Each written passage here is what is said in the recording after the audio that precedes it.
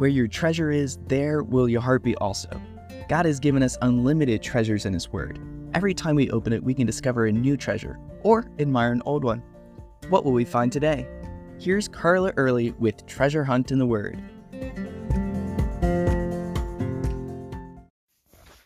When I took a class decades ago on how to get better grades on the SAT and ACT, one of the tricks was to avoid absolutes.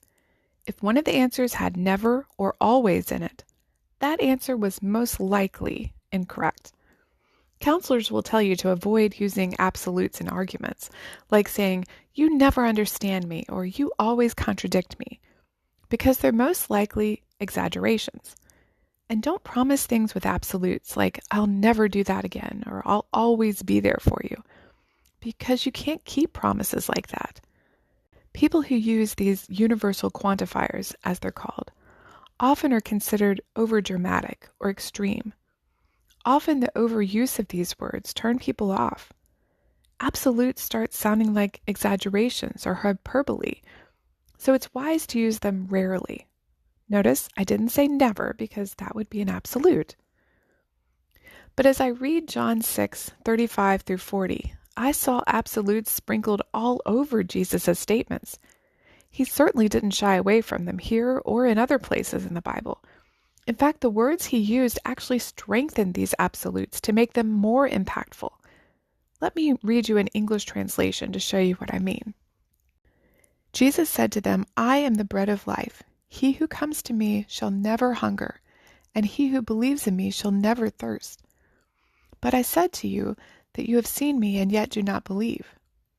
All that the Father gives me will come to me, and the one who comes to me I will by no means cast out. For I have come down from heaven not to do my own will, but the will of him who sent me. This is the will of the Father who sent me, that of all he has given me I should lose nothing, but should raise it up on the last day.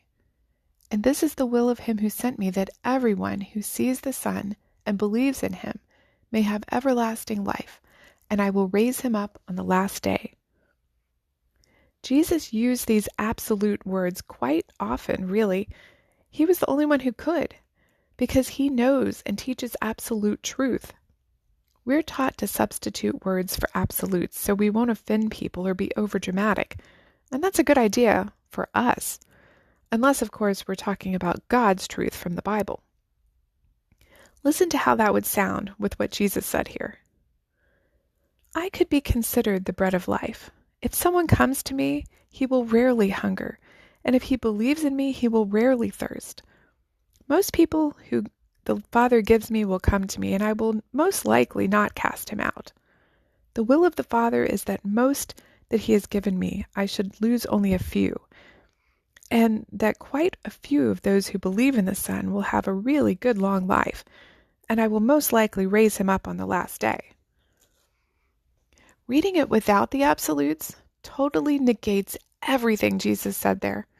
He has to use absolutes, or else we would have no eternal security whatsoever, would we? Using this kind of language tends to put people off, though, as it did with many of Jesus' disciples. This and the rest of his discourse offended them. By verse 66 it says, "From that time on, many of his disciples went back and walked with him no more." He was left with the 12. But when Jesus asked if they too would turn away, Peter, speaking for the 12, said, "Lord, to whom shall we go? Only you have the words of eternal life. Also, we have come to believe and know that you are the Christ, the Son of the living God." How much more absolute can you get? So when it comes to our opinions, emotions, and relationships, it may be wise to temper our word choices and avoid those absolutes. But when we're quoting God's promises, we can boldly use the terms that God uses throughout the Bible, because we can always depend on them to be true. You can contact us at treasurehuntintheword@gmail.com. We'd love to hear the treasures God has given you through His Word.